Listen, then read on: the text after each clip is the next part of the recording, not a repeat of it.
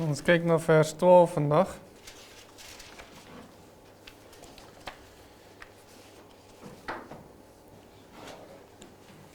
In vers 12 sê dan van die getuies, en hulle het 'n groot stem uit die hemel vir hulle hoor sê, kom op hierheen, en hulle het opgevaar na die hemel in die wolk, en hulle vyande het hulle aanskou. En hier is dan nadat hulle doodgemaak was en uit die dood uit opgestaan het, waar dan vir hulle gesê word om op te vaar na die hemel toe. Maar net Jesegiel 37, soos ons gesien het, die korrelasie is tussen hierdie gedeelte en Jesegiel 37, as beeldspraak beskou moet word, waar die bene weer nuwe vleis kry, nuwe velle en weer nuwe lewe kry en die lewe in hulle ingeasem word. As beeldspraak beskou moet word, wat van dieselfde getuies en dieselfde plek en dieselfde vervulling van die nuwe verbond in terme van die Ou Testament getuies praat, so is hierdie hoofstuk ook deurdrenk met simboliek en beeldspraak en allegorie, net soos Jesegiel 37 ook.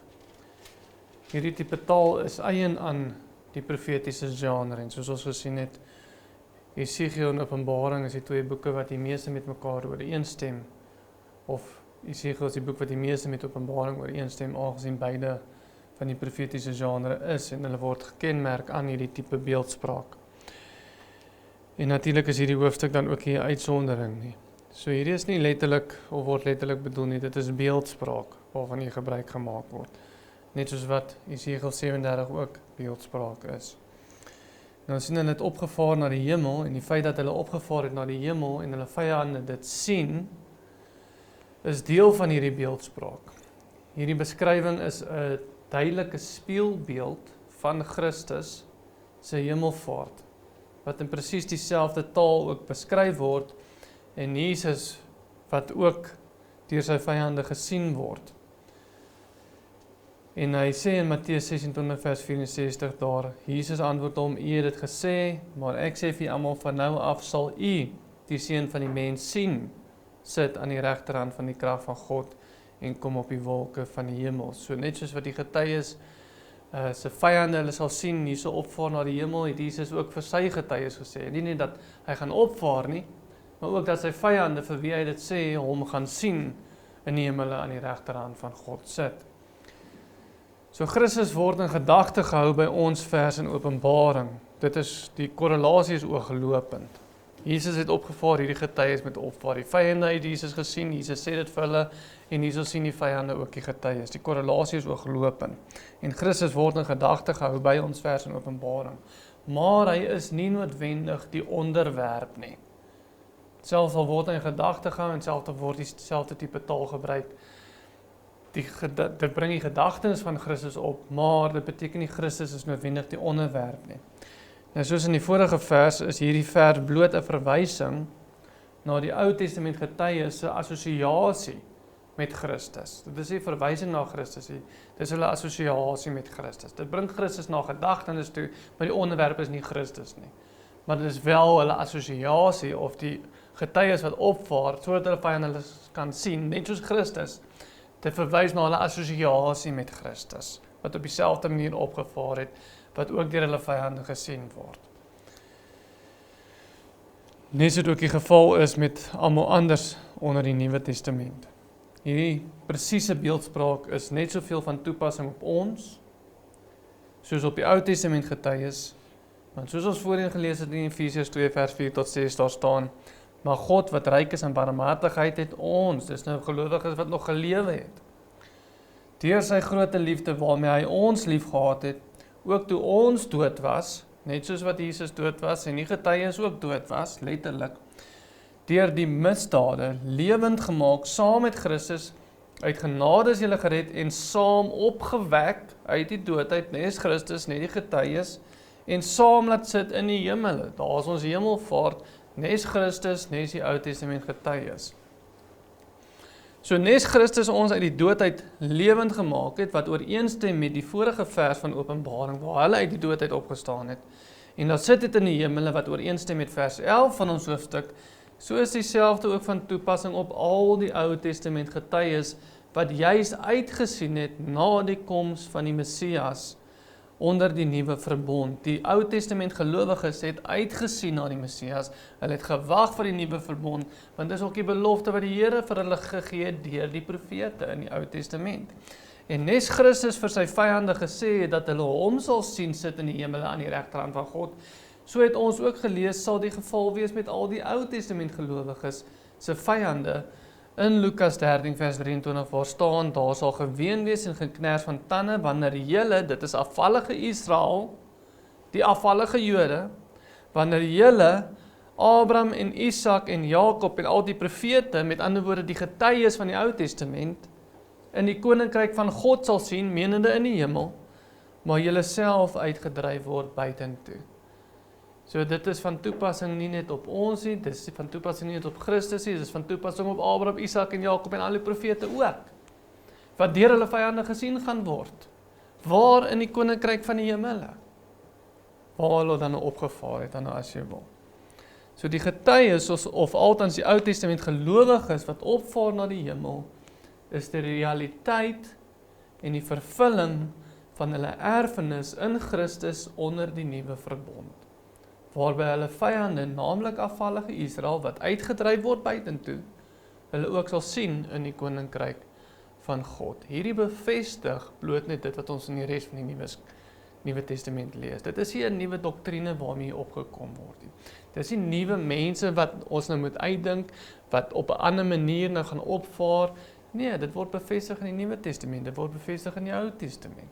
En Abraham en Isak en Jakob en die profete sal deur hulle gesien word, wanneer hulle in die koninkryk kom, maar hulle sal uitgedryf word, lees ons in Lukas. So dit is nie 'n nuwe verhaal waarmee Openbaring opkom nie. Inteendeel, Openbaring bevestig net dit wat al klaar vir ons gesê word in die res van die Nuwe Testament, en ook geondersteun word deur die Ou Testament. Nou, in Matteus 24 vers 15,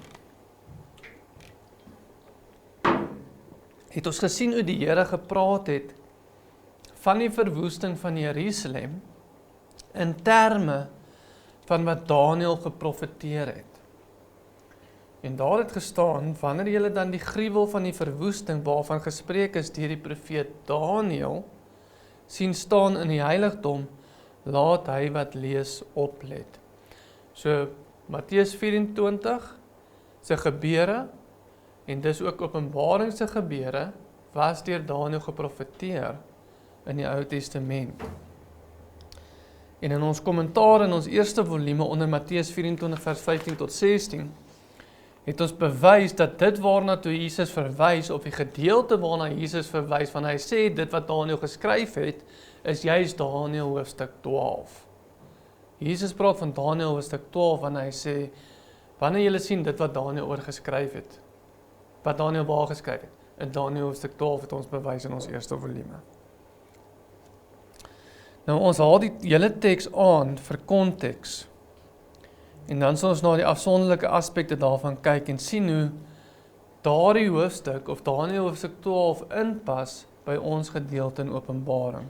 Maar dit behoort ook lopend te wees hoe dit by ons gedeelte van Openbaring inpas, soos wat ons deur Daniël hoofstuk 12 lees. Maar ons sien Jesus al Daniël hoofstuk 12 aan in Matteus 24. Ons gaan nou Daniël hoofstuk 12 lees, en ons gaan juist sien hoe Daniël dan, saam met Matteus 24 as jy dan nou wil, met hierdie gedeelte veral in Openbaring dan mee ooreenstem.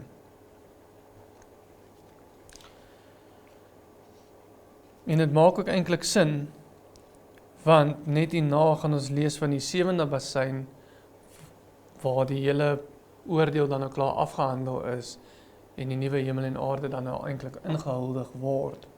En soos ons sien in Matteus 24, wanneer julle sien wat gebeur in Daniël, vlug na die berge, want dit is die einde dan. Okay.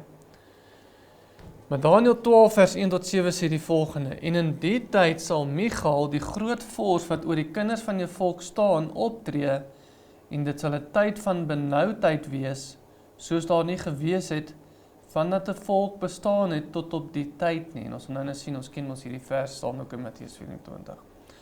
Maar in die tyd sal jou volk gered word, elkeen wat in die boek opgeskrywe staan. En baie van die wat in die stof van die aarde slaap, sal ontwaak. Okay? Julle begin al klaar te sien waar dit hiermee ooreenstem. Sommige tot die ewige lewe en sommige tot smaadheid vir ewig afgryslik. En die verstandige sal glinster soos die glans van die uitspansel, en die wat baie tot regverdigheid lei soos die sterre vir ewig en altoos. En jy, Daniël, hou die woorde geheim en verseël die boek tot die tyd van die einde toe. Baie sal dit deursoek en die kennis sal vermeerder. En ek, Daniël, het gesien en kyk, daar het 2 ander gestaan, die een diskant op die wal van die rivier en die ander oorkant op die wal van die rivier. En een het aan die man met linne bekleed, wat boor die water van die rivier was, gesê, hoe lang sal die einde van die wonderbaarlike dinge uitbly?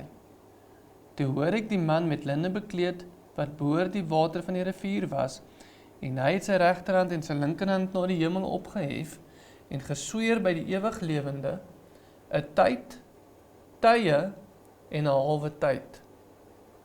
3,5.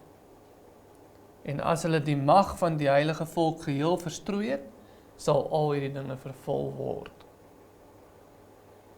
Nou, eerstens praat dit in vers 1 van 'n tyd van benoudheid soos daar nie gewees het van 'n volk, wat 'n volk bestaan het tot op die tyd nie. Natuurlik as 'n verwysing na die oordeel oor die Jode en oor die ou verbond. Dit stem natuurlik ooreen met Matteus 24 vers 21 wat gesê het, want dan sal daar groot verdrukking wees soos daar van die begin van die wêreld af tot nou toe nie gewees het en ook nooit sal wees nie.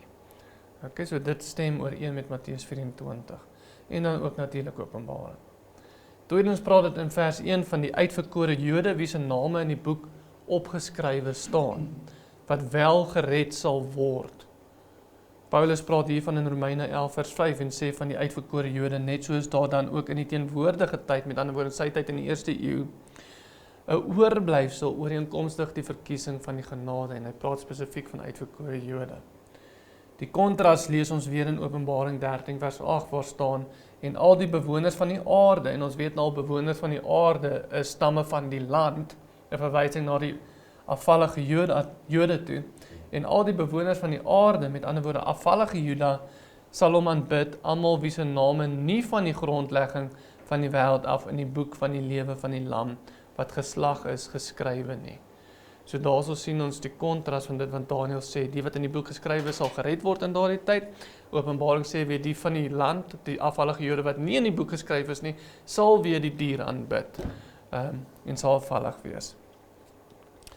Derdens, Daniël moes die boek verseël volgens vers 4 van Daniël hoofstuk 12, terwyl Johannes nie sy boek moet verseël nie, soos ons lees in Openbaring 22 vers 10.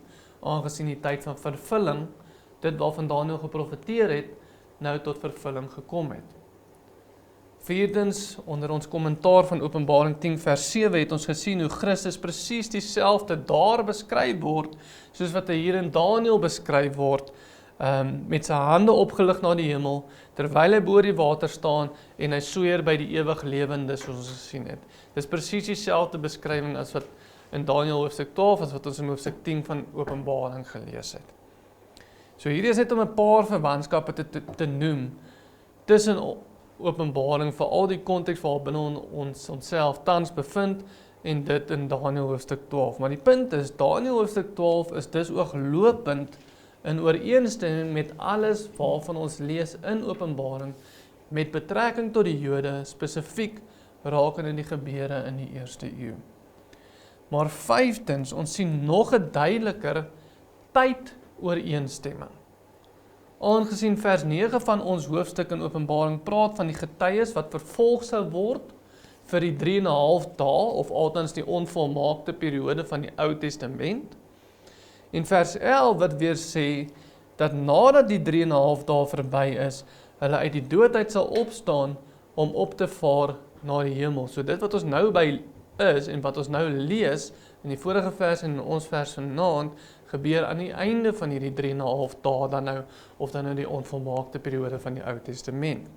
Maar in Daniël 12 vers 6 word die vraag ook gevra, waar staan, hoe lank sal die einde van die wonderbaarlike dinge uitbly? Met ander woorde, hoe lank voor dit tot vervulling kom?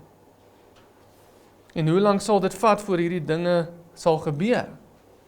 En hy vra dit met betrekking tot die vorige 5 verse rakende die dooie gelowiges wat uit die doodheid sal opstaan, soos ons in die eerste 5 verse lees van Daniël hoofstuk 12. En wanneer hulle sal glinster soos sterre in die hemel.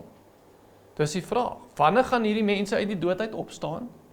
En wanneer gaan hulle glinster in die hemel soos sterre?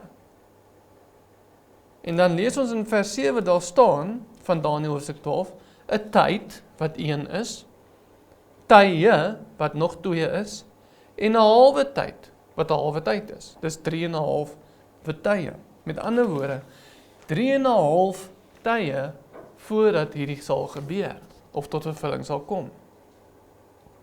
So die 5de ooreenkoms tussen ons teks en Daniël 12 is die periode van tyd wat sal verloop voordat die dinge van Daniël hoofstuk 12 tot vervulling gaan kom. So behalwe nou vir al die ander ooreenkomste wat ons sien in Openbaring en Matteus en Daniël hoofstuk 12, stem die tyd ook ooreen. Naamlik die 3,5 tye of soos ons skrif sê die 3,5 dae dan nou. Maar dit verwys na dieselfde tydvervulling. En die 6de ooreenkoms wat dan ook spesifiek met ons gedeelte in Openbaring ooreenstem en aan die einde van hierdie 3,5 tye gaan plaasvind. Soos vroeër genoem, lees ons dan in Daniël 12 vers 2 en 3. En dis nou wat sal gebeur aan die einde van hierdie 3,5 dae of 3,5 tye volgens Daniël. En baie van die wat in die stof van die aarde slaap, sal ontwaak, sommige tot die ewige lewe en sommige tot groot smaadheid, vir ewig afgryslik.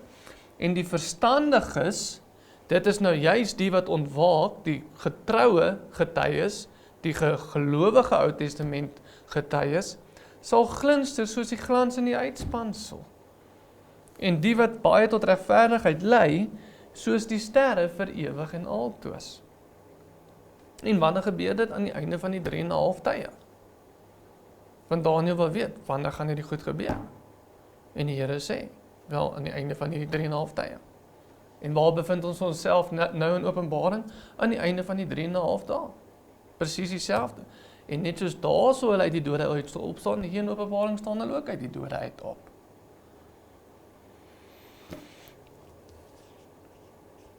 So die wat in die stof van die aarde slaap, wat sal ontwaak, praat van niks anders as die 2 getuies wat uit die doodheid opstaan in vers 11 van ons hoofstuk nie. Dit bevestig ook dan vir ons dat die getuies 'n verwysing is na die Ou Testament gelowiges, wat getuig het van die verbond as gevolg van al die ander ooreenstemming ook wat ons dan sien tussen Openbaring en Daniël hoofstuk 12. Hierdie opstanding word ook van toepassing gemaak, hierdie opstanding uit die dode, waarvan daar gepraat word in die begin van Daniël 12. Hierdie opstanding uit die dode word ook van toepassing gemaak op Daniël self. Daniël self was ook een van die getuies gewees. En daarom kan dit ook op hom van toepassing gemaak word, want ons lees in Daniël 12 vers 13 daar staan, en jy, dis nou jy Daniël, gaan heen na die einde en jy sal rus en weer opstaan tot jou bestemming aan die einde van die dae. So dis nie net al die getroue getuies nie, Daniël is ook een van daai getroue getuies en die Here sê vir hom, jy sal ook saam met hulle opstaan aan die einde van die dae, sê die skrif. Die einde van wat se dae? Wel, die einde van die 3,5 dae. Die einde van die 3,5 tye. Dit waarvan die hele hoofstuk van Daniël hoofstuk 12 nog heeltyd praat. Die einde van die 3,5 dae of 3,5 tye. En Daniël was bloot net een van die duisende getuies. En dit bevestig dit. Want die Here sê, daar hulle gaan almal opstaan, almal wat in die boek van die lewe geskryf is, en jy sal ook saam met hulle opstaan. Wanneer aan die einde van die 3,5 dae. Nou Daniël was in die hemel vir die hele periode van die ou verbond. En hy was nie in 'n sieleslaap totdat Jesus gekom het, soos baie teoloë beweer die Ou Testament gelowiges was nie. Nee, hy was in die hemel gewees. Daar was nie 'n sieleslaap vir die Ou Testament gelowiges tot Jesus gekom het nie. Al die Ou Testament gelowiges was klaar in die hemel gewees. Maar die realiteit is, net soos wat ons as gelowiges opgestaan het uit die dode saam met Christus, so was Christus se opstanding uit die dode net soveel van toepassing op die Ou Testament gelowiges, wat klaar in die hemel was. Dit is van toepassing op ons, maar Jesus se opstanding is net soveel van toepassing op hulle. Want niemand staan regverdig voor God sonder die bloed van Christus nie. Maak nie saak of jy 'n gelowige was onder die Ou Testament of die Ou Verbond nie, en of jy 'n gelowige is onder die Nuwe Testament nie. Jy kan nie, maak nie saak wat se tyd jy gebore is van tyd nie, of dit nou onder die Ou Verbond was en of dit onder die Nuwe Verbond was, jy kan nie, maak nie saak wanneer jy bestaan het nie, voor God staan sonder 'n middelaar nie. Sonder die bloed van Christus nie. En net soveel soos wat Christus se bloed en sy dood en opstanding van toepassing is op ons, so was dit ook op die Ou Testament gelowiges, want dit moet wees. Want hulle kan nie sonder Jesus daar staan nie. Dit moet op hulle ook van toepassing wees, en dit is. So in beide die boek van Daniël, sowel as in Openbaring, sien ons die oordeel van afvallige Israel, en daarna die opstanding uit die dode. Maar dit verwys nie na die opstanding uit die dode, soos ons dit ken aan die einde van tyd, wanneer ons siele herenig word met ons nuwe verheerlikte liggame nie. Soos wat ons lees in Filippense 3 vers 21 en 1 Korintiërs hoofstuk 15 vers 51 tot 53. Dit praat nie van daai opstanding van die dode nie. Ja, daai opstanding van die dode kom nog, wanneer ons geeste herenig word met ons verheerlikte liggame aan die heel einde van tyd. Maar hierdie opstanding van die dode praat nie daarvan nie. Dit praat van die opstanding uit die dode aan die einde van die 3,5 tye. Die onvolmaakte periode van die Ou Testament. En dis waar Openbaring nog heeltyd handel, is oor daai spesifieke tyd.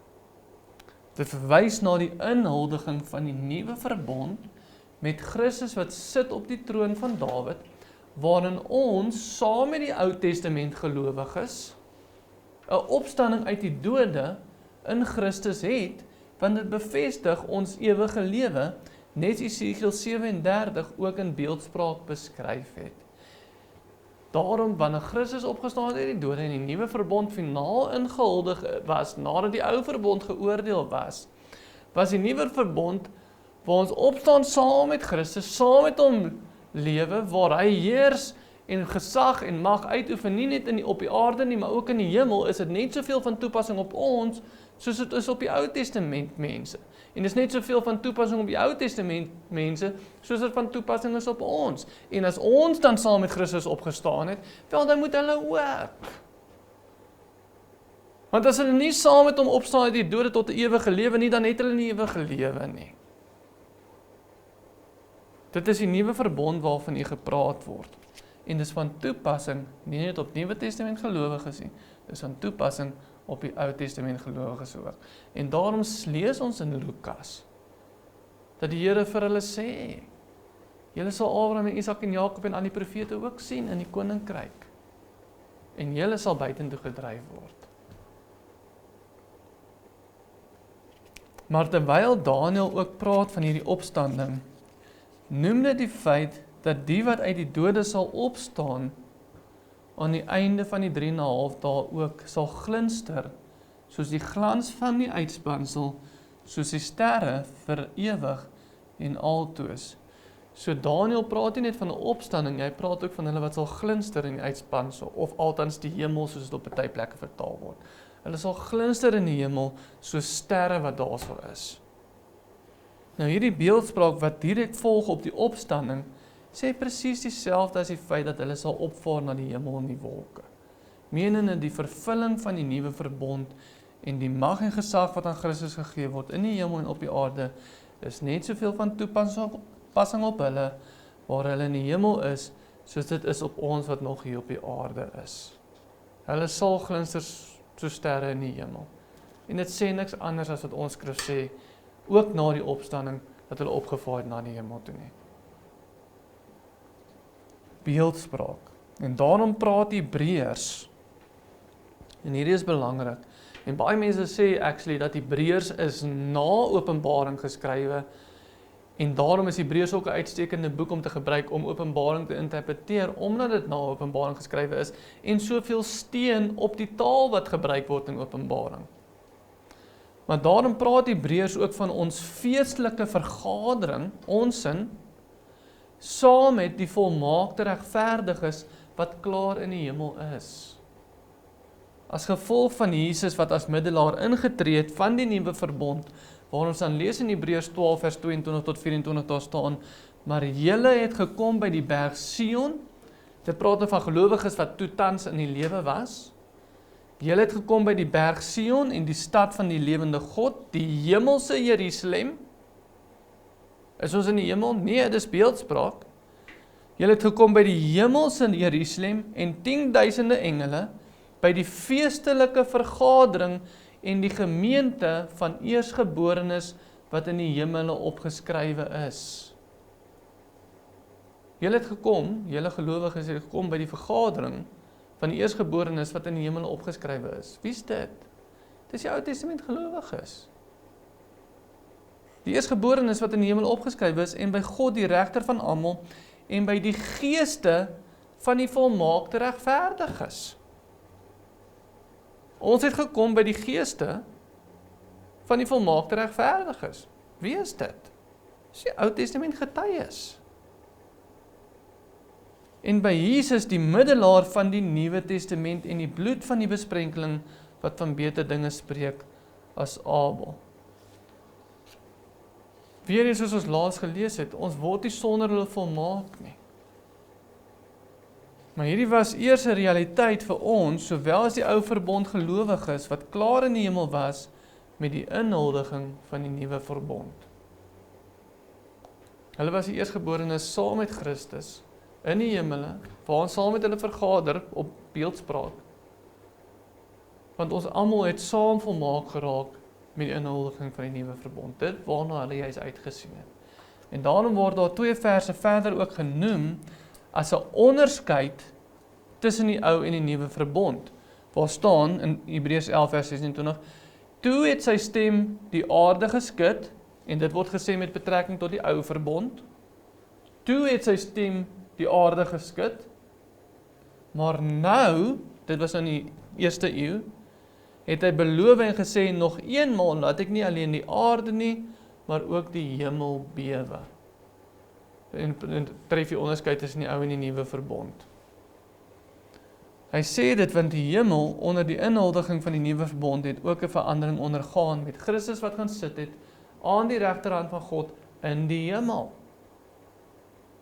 Maar saam met hom, onder die nuwe verbond, blink die Ou Testament gelowiges, of althans die getuies dan as jy wil, soos die sterre vir ewig en altoos, soos ons lees in Daniël 12 vers 3. En daarom was hulle nie net verenig soos ons met Christus in sy opstanding nie, maar ook in sy hemelvaart, nes ons ook by die hemelse woning gekom het, soos ek dink as Efesiërs gesê het. Die opstanding en die hemelvaart van die getuies verwys dus bloot na die ou verbond gelowiges onder die realiteit van die nuwe verbond, of wat onder die realiteit van die nuwe verbond gekom het, wat ook op hulle van toepassing is. Want onder die nuwe verbond het ons saam met Jesus opgestaan uit die dood. Onder die nuwe verbond sit ons saam met hom in die hemelse plekke. En dieselfde is die geval vir hulle ook.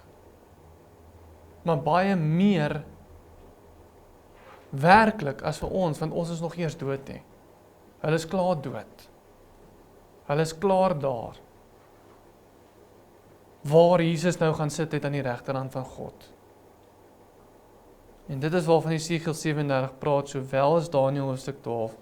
En soos Jesus vir die afvallige Jode gesê het in Lukas 13 vers 23, daar sal geween wees en geknars van tande wanneer julle Abraham en Isak en Jakob en al die profete en ook Daniël, want hy sal ook opstaan aan die einde van die 3,5 dae, in die koninkryk van God sal sien, met ander woorde in die hemel, waar hulle dan nou opgevaar het. Eintlik was hulle al klaar daar, maar die volle vervulling van die nuwe verbond het toe eers gebeur. Maar julle self sal uitgedrywe word buitentoe, word dan vir die afvallige Jode gesê. Met ander woorde, die vyande wat hulle sal sien, opvaar in die hemel. En dit is presies wat hier gebeur in Openbaring hoofstuk 11.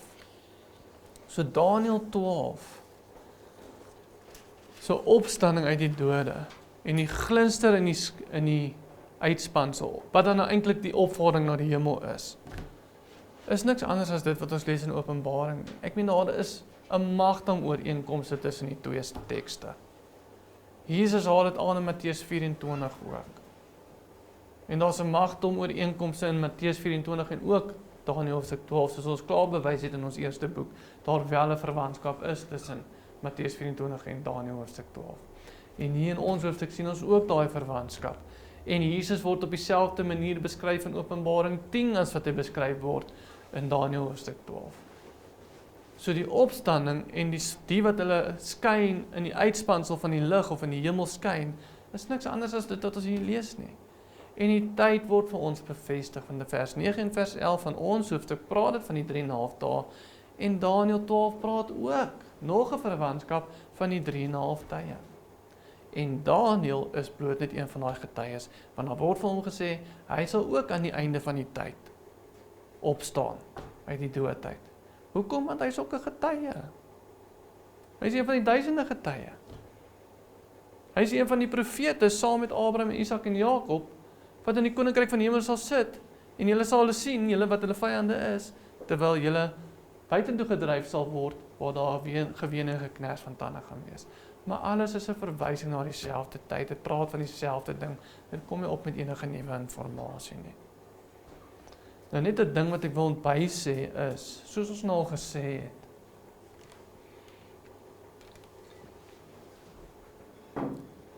en dit is belangrik om dit te weet, want soos ons nou gesê het, daar is ook 'n opstanding aan die einde van tyd, waar ons verheerlikte liggame gaan hê, saam met wat met ons siele verenig word. Op hierdie stadium, wanneer iemand doodgaan, gaan net hulle siel hemel toe. Want die heel einde van tyd word ons liggame verenig met ons siel, soos ons lees in 1 Korintiërs hoofstuk 15, en wat was die ander vers wat ek gesê het, ek kan dit nie onthou wat dit was nie. Filippense 3 vers 21 en so voorts. Maar wat ons net in gedagte moet hou, is dat ons het verskriklik baie gepraat, veral in Matteus 24 en so aan, en toe nou met die begin van Openbaring, dat baie van die taal is algemene oordeelstaal. Byvoorbeeld, hier wat kom in 'n wolk. Dis algemene oordeelstaal vir oordeel. Soos ons gesien het, Jesus kom in 'n wolk in Matteus 24, hy kom in 'n wolk in Esegiel, waar hy weer in 'n wolk kom teen Egipte, maar dit was nie die wederkoms vir Egipte nie, dit was net algemene oordeelstaal. Maar die fout wat ons nie moet maak nie, is om te dink dat algemene oordeelstaal spesifiek is. Ons moet nie dink, Matteus 24 praat van Jesus kom in 'n wolk, so nou is dit verby nie. Nee, dit bly algemene oordeelstaal. Wat beteken, dit kan herhaal word. Opstanding uit die dode word gebruik vir die nuwe verbond wat ingehuldig word. Dit word gebruik baie keer in die profetiese boeke vir Israel wat uit die dood uit gaan opstaan, want hulle Messias gaan kom. Ons lees dit in Daniël hoofstuk 12 onder andere dan. Ons lees dit in ons hoofstuk. Dit is 'n algemene herlewing, maar dit beteken nie die opstanding uit die dode is vervul en dit kan nie weer vervul word nie. Want dit is algemene taal wat gebruik word. Net soos wat ons algemene oordeelstaal het. So ons moet net nooit die fout maak om te dink dat iets wat algemene taal is, spesifieke taal is vir 'n spesifieke gebeurtenis. En omdat dit klaar gebeur het, dan kan dit nie weer gebeur nie. Nee, as dit algemene taal is, dan beteken dit kan algemeen in die toekoms ook gebeur nog weer. OK. So, net omdat ons gesien het, Jesus het klaar in 'n wolk gekom, beteken nie hy gaan nie weer in 'n wolk kom nie. Inteendeel, die engele het vir die disippels gesê, soos wat julle gesien het, Jesus gaan opvaar, so gaan hy weer kom op 'n wolk. En hy het fisies opgevaar, so die aanname wat ons kan maak is hy gaan fisies weer terugkom om te oordeel. En net omdat hierso in 'n wolk algemene oordeel staan, beteken nie dis is 'n spesifieke vervulling, want dit is algemene vervulling van oordeel. So ons moet net nie die fout maak om te dink dat algemene taal, wanneer ons dit sien dat daarvan gebruik gemaak word, dat dit 'n spesifieke vervulling is nie. Nee, dit kan weer, algemene taal kan weer en weer gebruik word.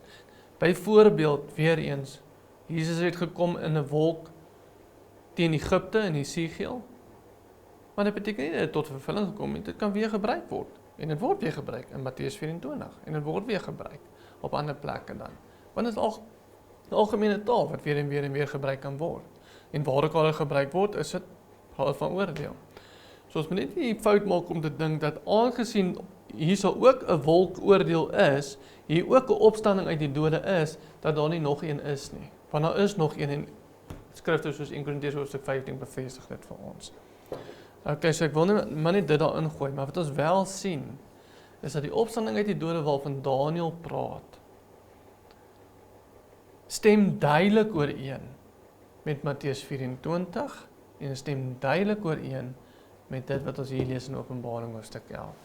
Daar was 'n opstanding uit die dode, denkbeeldig gesproke, vir die Ou Testament gelowiges, van die skrif sê, daar was vir ons ook 'n opstanding uit die dode, in Efesiërs. Ons het ook uit die dode uit opgestaan. Beteken dit, ons gaan nie in die toekoms in die dode uit opstaan? Nee, natuurlik gaan ons. Maar daar was vir ons 'n definitiewe opstanding uit die dode met die inhuldiging van die nuwe verbond. En omdat daar vir ons was daar ook vir die Ou Testament gelowiges, want daar moet wees, want jy kan nie geregverdig voor God staan sonder die bloed van Christus nie. Dit is van toepassing op ons, maar net soveel op al die Ou Testament gelowiges wat ook daarna uitgesien het. Maak dit sin? So die taal wat hier vir die Ou Testament gelowiges gebruik word net so vir ons ook gebruik in Efesiërs. Want net soveel soos wat op ons van toepassing is, soveel was die opstanding en hulle wat saam met Christus sit in die hemele ook van toepassing, en weer eens inteendeel meer so, want hulle is klaar daar. So hierdie hoofstuk is net beeldspraak, en Daniël hoofstuk 12 bevestig het vir ons, en die tye stem ooreen. Maak dit sin? Okay. Enige vrae? Nou maar toe, kom ons sluit gou die oor, dan bid ek vir ons. Here, ons dankie vir die woord, ons dankie vir die waarheid, ons dankie Here dat ons kan weet dat ons redding is veilig in die hande, Here, en dat U bloed genoegsaam is vir ons. Dankie dat ons kan weet, Here, dat niemand ons uit die hand uit kan gryp nie.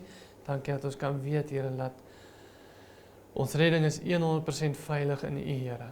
En U bloed is genoegsaam om sondaars soos ons te red, en nie net vir ons nie, alle gelowiges in die toekoms en alle gelowiges in die verlede ook, Here. En daarom loof en prys ons, Here, dat U wel gekom het en dat ons die vervulling kan sien, Here, van dit wat die Ou Testament gelowiges bloot net daar uitgesien het, maar ook nou saam met ons ervaar. Alle lof en alle aanbidding en alle eer, Here, kom U naam toe vir ewig en ewig, vir U getrouheid, Here, dat U sondaars soos ons red.